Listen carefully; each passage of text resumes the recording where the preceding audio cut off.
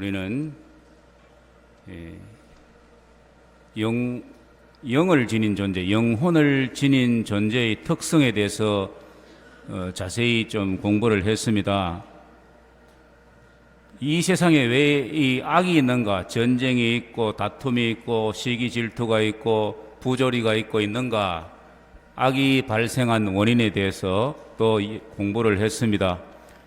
그것은 악은 선의 반대말인데, 즉 선은 질서이죠. 하나님께서 질서 있게 창조하신 조화로운 질서가 선이고 그것을 깨트리는 것이 악인데, 그 자유의지로 그것을 거부할 수 있는 자유를 지닌 존재가 바로 영혼을 지닌 존재죠.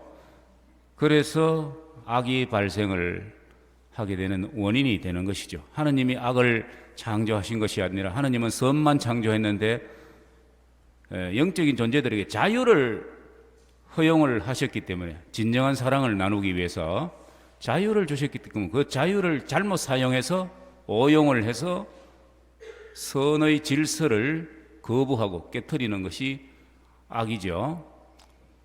그래서 첫째, 영신계의 하늘의 영들이 하나님을 반대하고 하나님을 하나님으로 흠숭하기를 거부하고 그렇게 윤리 질서를 깨트려서 악마가 발생을 하고 마귀들이 생겨난 것이죠. 그래서 천사들이 타락을 한 이야기를 지난주에 우리는 주일에 공부를 했습니다. 오늘은 우리 사람들이 타락한 이야기, 원죄에 대해서 함께 알아보겠습니다. 천사들이 타락하게 됐던 과정과 똑같이 영적 피조물인 인간도 같은 경로를 거쳐서 타락하게 됩니다. 즉 자유의지를 남용하여 하나님께 불순명함으로써 윤리 질서를 파괴하여 죄를 범한 것입니다. 그 결과 하나님의 사랑을 받는 상태, 즉 은총 상태를 잃어버리는 것이죠. 그래서 영원한 생명으로 가는 길이 차단된 것입니다. 그래서 최초의 인간, 아담과 하와라고 성서에서 말하는데 우리는 그건 누군지도 모르고, 그게 이름도 아니에요. 아담이라 하는 아다마라는 그 흙이란 뜻이죠. 그래서 어쨌든 인류가 있다는 것은 최초의 사람들이 있다는, 조상들이 있다는 뜻이잖아요. 그 처음의 인간들이 역시 자유의지를 지니고 있기 때문에 하느님을 거슬러서 천사들처럼 죄를 저질렀고 그 죄를 원죄라고 합니다. 이 오리지널 신, 원죄인데, 이 죄를 지으면 하나님과의 관계가 깨트려지잖아요. 사랑을 받을 수 없는 상태고 은총을 받을 수 없는 상태이기 때문에 구원길이 막히게 되는 거죠. 그걸 원죄 상태라 그러죠. 그거를 진정으로 이해하기 위해서는 그리스도께서 이 세상에 오셔서 우리를 다시 하나님과의 관계를 회복시켜 주시고 은총 상태로 회복시키는 것을 경험한 우리들만이 그 은총 상태를 잃어버리는 것의 쓰라림, 악성을 비로소 이해를 하게 되죠. 그래서 세상 사람들은 이 원죄 상태에 대해서 아무리 이야기해도 모릅니다. 은혜를 알아야 은혜를 못 받게 되는 그 상황의 비참함도 알게 되는 것입니다. 그래서 하느님 사랑을 받을 수 없는 상태, 구원받을 수 없는 상태, 말하자면 그리스도 결핍 상태죠. 이런 상태에서 이제 후손들이 계속 태어납니다. 그래서 이것을 원죄 상태에서 태어나기 때문에 이걸 원죄라 그러고, 그 상태에서는 우리 인간이 그 상태로 그냥 계속 살다가 죽고 하면은 구원받을 수 없는 상황이 되는 것이죠.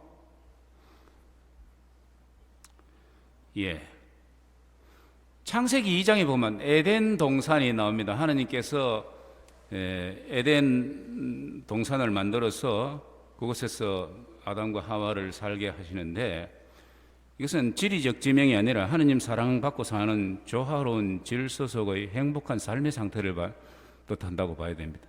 맞으면 은총 상태에 있는 인간.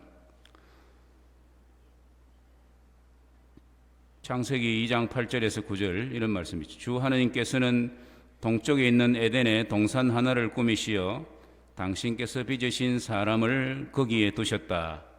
주 하느님께서는 보기에 탐스럽고 먹기에 좋은 온갖 나무를 흙에서 자라게 하시고 동산 한가운데에는 생명나무와 선과 악을 알게 하는 나무를 자라게 하셨다. 이 에덴 상태는, 이 에덴의 행복은 사람이 자발적으로 자유의지를 가지고 하느님을 흠송하고 하느님께 순명할 때 보존될 것입니다. 그렇잖아요. 부모 사랑을 받으려고 하면 부모에게 효도하고 순명하는 상태가 돼야지 부모 사랑 계속 받지. 어느 날 부모님한테 막 욕하고 삿대질하고 하면 사랑받겠어요? 적시 깨지지. 똑같은 거예요. 그리고 주 하나님께서는 사람에게 이렇게 명령하셨습니다. 너는 동산에 있는 모든 나무에서 열매를 따먹어도 된다. 그러나 선과 악을 알게 하는 나무에서는 따먹으면 안 된다. 그 열매를 따먹는 날 너는 반드시 죽을 것이다. 이 선과 악을 알게 하는 나무가 있다는 것은 우리가 할 수 있는 것과 하지 말아야 될 것에 대해서 어떤 계명이 주어졌다는 것을 의미합니다. 예. 이제 하늘의 타락한 천사들, 즉 악마와 그 졸개들이죠. 이 사탄의 유혹과 인간의 타락. 사탄들은 이제 자기들이 잃어버린 천국, 쫓겨난 천국을, 영원한 행복을 자기들보다 훨씬 능력이 못하게 창조된 인간들이 차지하는 것에 대해서 큰 질투심이 났습니다. 그래서 하나님의 구원 계획을 방해하려고 이제 그들은 인간을 유혹하기 시작합니다. 창세기에서 그렇게 뱀의 형상으로 나와서 아담과 하와를 유혹하는 장면이 나오죠. 악마는 거짓말로 하나님과 인간을 이간질합니다. 그래서 악마는 거짓말의 아비라 그럽니다. 그리고 인간이 하나님께 불순명하도록 그렇게 유혹을 합니다. 창세기 3장 4절에서 5절 뱀이 여자에게 말합니다. 너희는 결코 죽지 않는다. 너희가 그것을 먹는 날 너희 눈이 열려 하느님처럼 되어서 선과 악을 알게 될 줄을 하느님께서 아시고 그렇게 말씀하신 것이다. 하나님께서는 그거 넣으면 너는 죽는다 이렇게 그렇게 알려주시는데 뱀은 결코 죽지 않는다 이렇게 하느님을 거짓말쟁이로 만들어버리고 또 그걸 먹으면은 너희들이 하느님처럼 된다. 왜 하느님 똘마니가 되느냐? 네가 하느님처럼 되어서 하느님 명령 안 듣고 해도 안 되느냐? 이렇게 교만심을 부추깁니다. 그래서 선과 악을 알게 하는 나무 열매를 따먹게 그렇게 만들죠. 선과 악을 알게 하는 나무 나무가 뭔가? 선은 하나님께서 본시 창조하신 질서죠. 조화로운 질서인데 특히 자유의지를 가지고 지켜야 하는 윤리적인 질서죠. 관계 질서죠. 근데 악은 윤리 질서의 파괴입니다. 말하자면 선은 하나님께서 지키도록 원하시는 질서, 곧 계명입니다. 악은 계명을 어기는 것이죠. 질서를 파괴하는 것이죠. 선과 악을 알게 하는 나무 열매를 따먹는다는 것은 하나님께서 정하신 질서를 인간이 깨트리고 뒤바꾸는 행위를 말하는 것입니다. 모든 죄는 이런 과정으로 저질러집니다. 즉 계명이 있는 것을 알고도 그 계명이 바로 질서이고 선인데 그것을 범하는 행위가 선과 악을 알게 하는 나무 열매를 따먹는 행위입니다. 과거에 여고생, 고등학교 3학년 여고생이 왜 남자친구를 알아가지고 임신을 했어요. 이제 수능도 이제 다가오는데 부모가 그걸 늦게 알아가지고 막 큰일 났어요. 배가 불러오는 걸 보고. 그래가 그 신자인데 어떻게 판단을 했느냐 하면은, 야, 니 큰일 났다. 니 이제 빨리 병원에 가자. 산부인과 가서 낙태를 하자. 임신 중지를 하자. 이러는 거예요. 낙태, 임신 중지는 뭡니까? 살인이잖아요. 하느님께서 사람을 죽이지 마라 하는 계명을 주셨는데, 니 빨리 해야 니 앞길이 열리고 니 인생이 좋지. 이 놔두가 나가지고 미혼모 돼가 왜 할래? 니 인생 베린다. 낙태 수술을 해야, 말하자면 살인을 해야 니한테 좋다. 살인이라는 악을 얘한테 좋은 걸로 바꿔보는 거예요. 부모가 선과 악을 뒤바꾸는 거예요. 이게 선과 악을 알게 하는 나무 열매를 따먹는 행위 아니겠습니까? 선은 하나님께서 창조 때 이미 딱 질서를 주셨어요.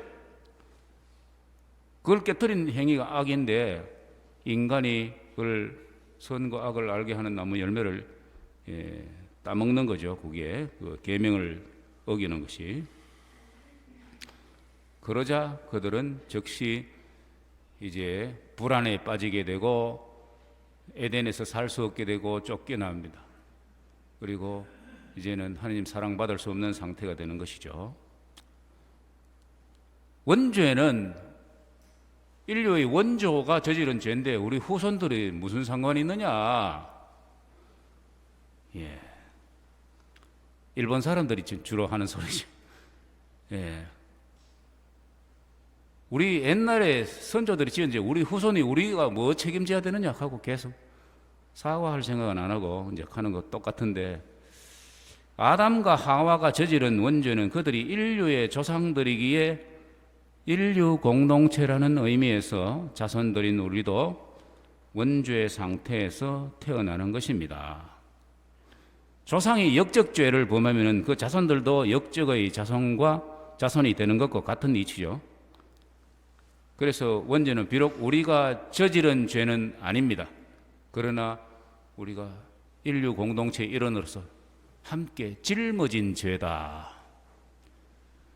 말하자면 은총을 받을 수 없는 상태에서 우리가 태어난 것이죠. 이 원죄를 범한 인간에게 구원의 길은 있는가? 원죄는 하느님을 거스른 죄이기에 하느님께서만 이 원죄의 불행을 벗겨주실 수 있어요. 내하고 동등한 친구하고 내가 다툼을 했을 때 내가 사과를 하고 충분한 그 보상을 하고 이렇게 하면은 그 관계가 회복이 될 수 있는데, 내가 부모님한테 막 폭언을 하고 폭행을 하고 그렇게 해놔서 아버지 화해합시다. 됩니까? 화해 안 됩니다. 지 능력으로는 화해가 안 돼요. 아버지 척에서 사랑으로, 네 자식이니까 그래. 너 잘못했지? 잘못했다 해라. 내가 용서해 줄게. 이렇게 아버지 쪽에서 먼저 제안을 하고 해야 되고, 또 적어도 아버지의 동등한 품위를 가진 분이 와서 대신 보석을 해줘야 돼요.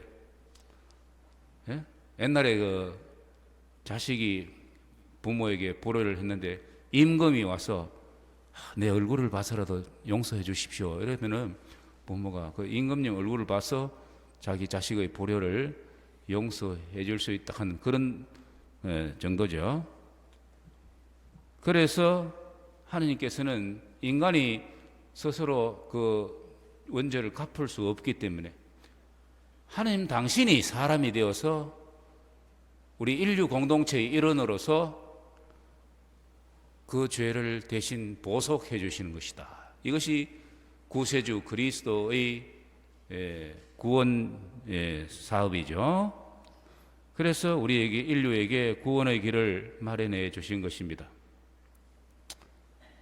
원죄가 조상들이 지은 죄를 우리가 인류 공동체라고 해서 우리가 함께 짊어질 이유가 뭐 있느냐?